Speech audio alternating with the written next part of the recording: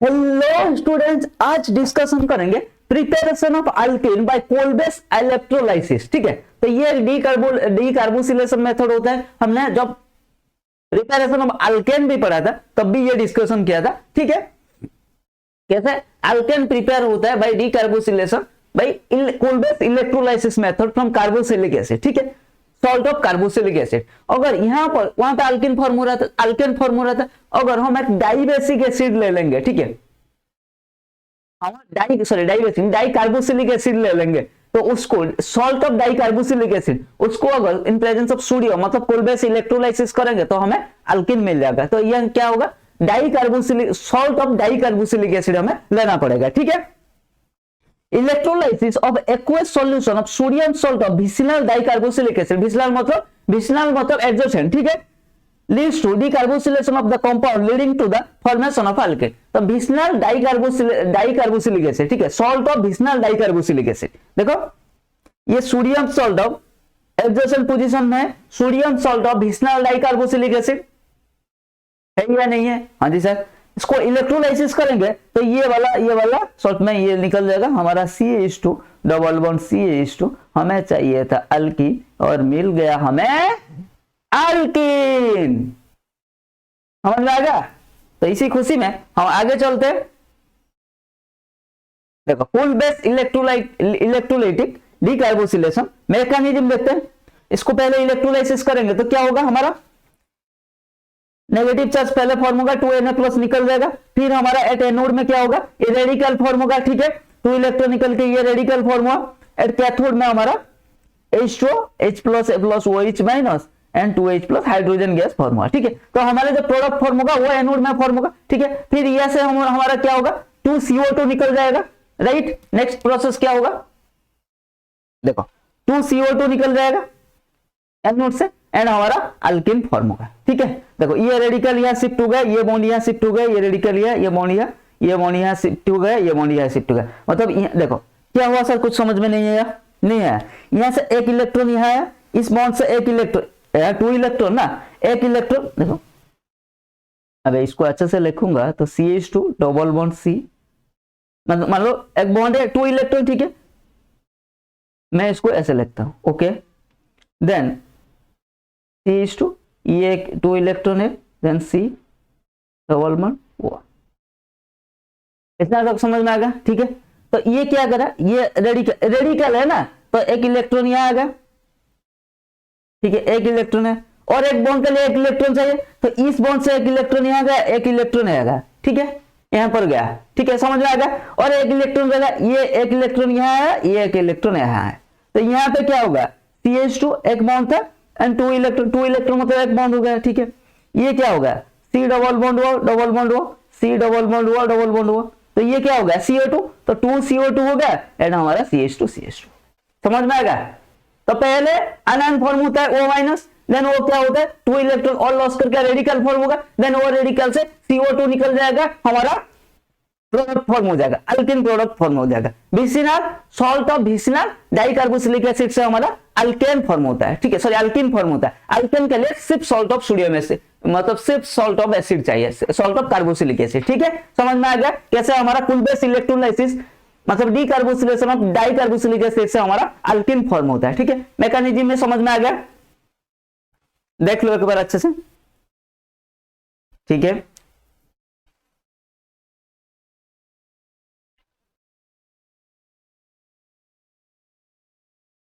यहां पर देखो क्या प्रोडक्ट फॉर्म होगा। ठीक है, देखो RCH CH ये R दिया गया, तो ये फिर से लॉस करेगा। ठीक है, CO रेडिकल होगा, देन ये क्या होगा, CO2 बन के निकल जाएगा, RR CH डबल बॉन्ड। समझ में आएगा? हाँ जी सर, बिल्कुल समझ में। ठीक, देखो प्रोडक्ट से कैसे आपको पता चलेगा। ठीक है, अगर मैकेनिज्म तक नहीं जाना है, ठीक है, ये था हमारा COONA, बस ये जो NaCONA salt of carboxylic acid, salt of carboxylate ion को, ठीक है, अनायन को निकाल देना है, बस फॉर्म हो गया RCH डबल बॉन्ड CH। ठीक है, शॉर्टकट में ये याद रखना चाहिए। समझ में आ गया? यहां से सर कैसे फॉर्म होगा, वही है, इसको निकाल दो, हो गया। अगर मैकेनिज्म की बात की जाए तो देखो CO माइनस, ठीक है, पहले तो माइनस फॉर्म होगा, Na+ निकल जाएगा, फिर क्या होगा, फिर देखो CO रेडिकल, ठीक है। मैं और एक बार आपको मैकेनिज्म अच्छे से करके दिखा देता हूं, ठीक है। इसको हम क्या कर सकते हैं, देखो C ये था, ऐसा था ना, ठीक है, ये था, हाँ जी सर बिल्कुल था। तो ये एक इलेक्ट्रॉन है, यहां पर शिफ्ट हुआ, ये एक इलेक्ट्रॉन है, यहां से शिफ्ट हुआ। इस बॉन्ड में क्या है, 2 इलेक्ट्रॉन है, एक इलेक्ट्रॉन यहां दे देंगे, एक इलेक्ट्रॉन यहां दे देंगे, ठीक है। इस बॉन्ड से क्या है, इस बॉन्ड से एक इलेक्ट्रॉन यहां जाएगा, एक इलेक्ट्रॉन यहां जाएगा, ठीक है।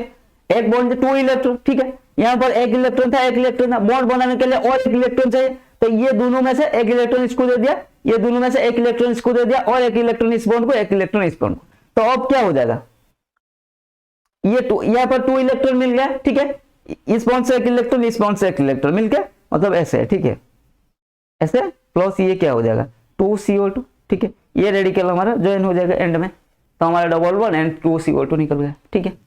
तो ये था डिटेल्स मैकेनिज्म, नहीं तो आपको बस शॉर्ट में ये था हमारा क्या था, CONA, बस इसको हटा दो, प्रोडक्ट फॉर्म कर दो, बस हो गया, इजी था ना।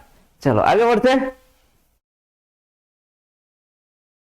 Watermelon a source of lycopene, chemistry in real life, क्या है, द थॉट ऑफ समर, क्या है, समर में हम क्या करते हैं, कूल रहने के लिए फ्रेश स्लाइस ऑफ वाटरमेलन, ठीक है। व्हाट मोस्ट वाटरमेलन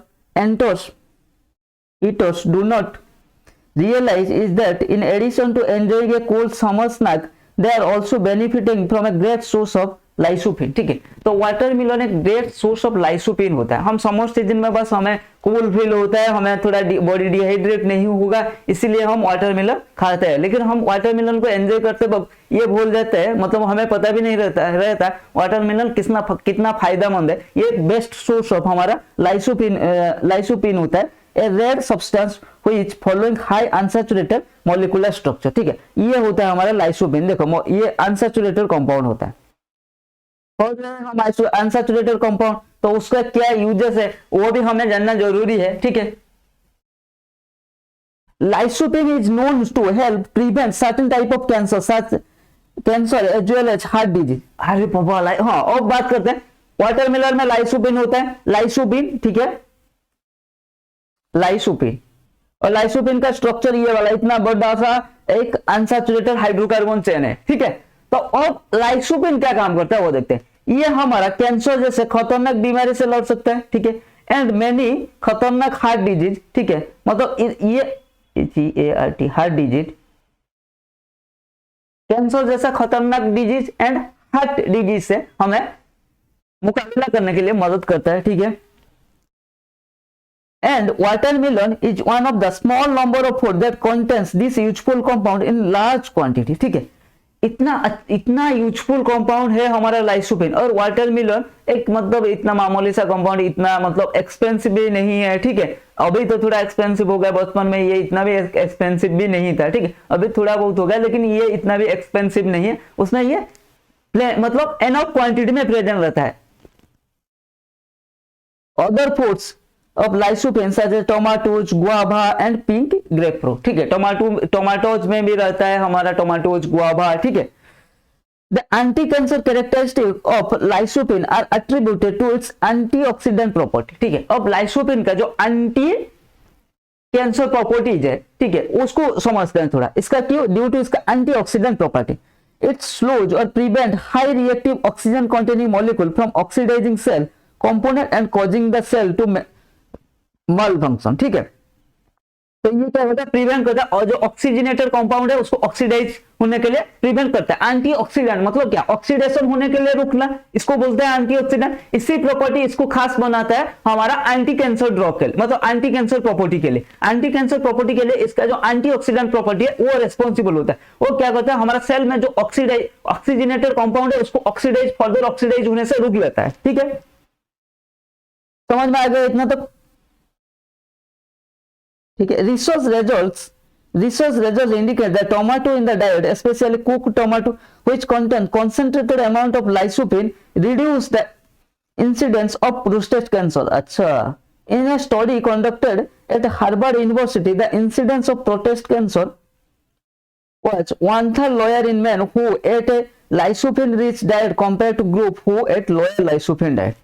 तो प्रोस्टेट कैंसर जो हमारा मेन में जो प्रोस्टेट कैंसर होता है, ठीक है, उसके लिए अगर हम रोज एक टमाटोज खाएंगे, मतलब जो लाइसोपिन रिच फूड, गुआवा टमाटो, तो गुआवा वाटरमेलन ये तो मतलब और रोज हम नहीं खाते, राइट, लेकिन टमाटोज हम लगभग डेली खाते हैं। ठीक है, अगर हम गुआवा मतलब लाइसोपिन रिच फूड डाइट में डेली लेंगे तो हमारा जो प्रोस्टेट कैंसर रहने का पॉसिबिलिटी है वो लेस पाया जाता है। ठीक है, तो यही होता है हमारा एक लाइसोपिन, जो इसके बारे में थोड़ा हमने बात कर लिया। तो ये क्यों बात किया भाई, ये एक लॉन्ग चेन ऑफ, देखो इतना बड़ा चेन है, इसका कंटेन करता है हाइड्रोकार्बन, हमारा अनसैचुरेटेड हाइड्रोकार्बन चेन का। ठीक है, तो ये कैसे कैसे हमारा हेल्पफुल होता है एंटी कैंसर एंड खतरनाक एंटी कैंसर मतलब कैंसर डिजीज के लिए ये एंटी कैंसर की तरह काम करता है ड्यू टू इसका एंटीऑक्सीडेंट प्रॉपर्टी। और ये वाटरमेलन में बहुत सारे मिलते हैं। ठीक है, इसका एनफ क्वांटिटी प्रेजेंट रहता है वाटरमेलन में। उसके वाटरमेलन के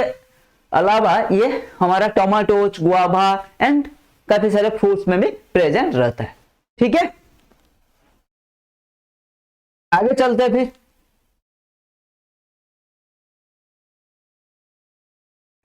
तो आगे और आज आगे नहीं जाएंगे, केमिकल प्रॉपर्टीज नेक्स्ट क्लास में डिस्कशन करेंगे। प्रिपरेशन ऑफ अल्कीन यही खत्म होता है। आज डिस्कशन कर दिया हमने क्या डीकार्बोसिलेशन होता है, हमारा जो लाइसोपिन क्या यूज होता है केमिस्ट्री इन डेली लाइफ में। ठीक है, तो आज के क्लास में इतना ही, नेक्स्ट क्लास में मिलते हैं properties of chemical properties of alkene के साथ। आज के लिए बस इतना ही। Keep learning, keep going.